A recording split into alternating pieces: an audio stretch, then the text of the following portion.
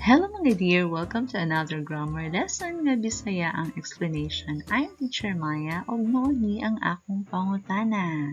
What do you prefer? Bitaw, unsay saktong ipartner sa verb nga prefer? Sige, ansirisan ninyo. Unsa ka ang saktong preposition nga ipartner ani? From, over, than, to? Excited na mo mahibaw? Sige, atong i-check kung sakto mo. Tuara, ang letter D ang saktong tubag. Prefer water to soda. So, kung mapili ka between two things, may jud ka ni-prefer ka sa usa kaysa sa usa pa. So, ang sakto di ay ana nga partner sa prefer kay ang preposition nga to. Kanas update mo gamit aning verb nga prefer.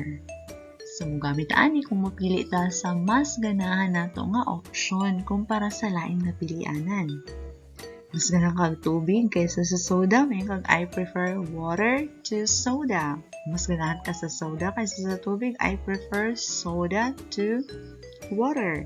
So, ang imong i-prefer mo ay masunod nga word, I prefer water. Mas ganahan ka og water. So, ang prefer na siya partner nga to. Ang to mo ay magpatunga sa mga pilianan. Mag-una imong gipili, masunod ang wa nimong gipili. So, pili, Tony G or Alex G?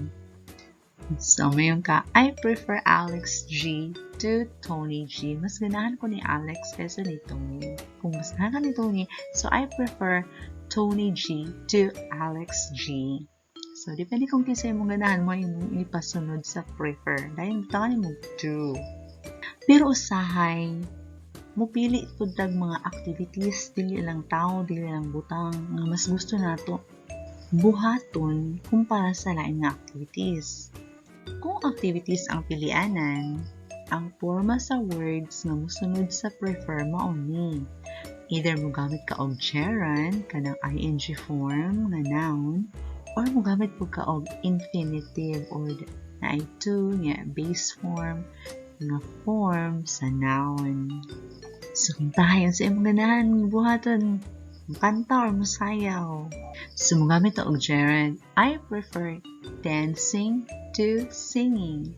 Si dance na ing form, si sing nag-ing form. Nya partner gyapon si prefer og si to.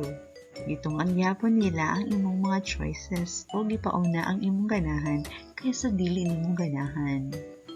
Pero obserbahi kung infinitive ang atong gamiton. I prefer to dance rather than sing. Ang partner ni prefer rather than na.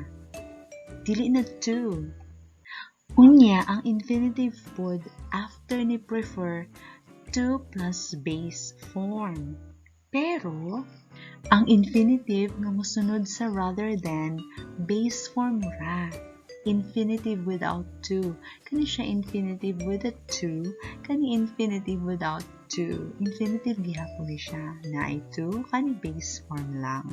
So, si prefer na o si rather than ang partner, o nga infinitive with to ang imuhang ganahan, infinitive without to ang dili nimo ganahan. So, unsay mga saktong i-partner sa verb nga prefer, prefer, og ang to, og prefer, og ang rather than. She prefers coffee to tea. I prefer watching movies to playing mobile games. Prefer og ang to nagkuyog, pilian nimo ang duha ka butang, coffee or tea. Si coffee imong gipili, mo'y mosunod ni prefer. I prefer watching na kay ing form. After ni prefer, ing form pod after ni to. Pero kung prefer o rather than ang imong partner, infinitive with to after prefer o infinitive without to, base form lang after rather than. Kung mo na po ni ang grammar knowledge nga akong ikapaambit kaninyo karon. Kung naamay nakatunan ani nga video, please go like, subscribe, og follow. Please put kong share ani sa uban kaya na po sila makatunan. Daghan kaayong salamat sa inyong pagtanaw og pagpaminaw. Have an amazing day.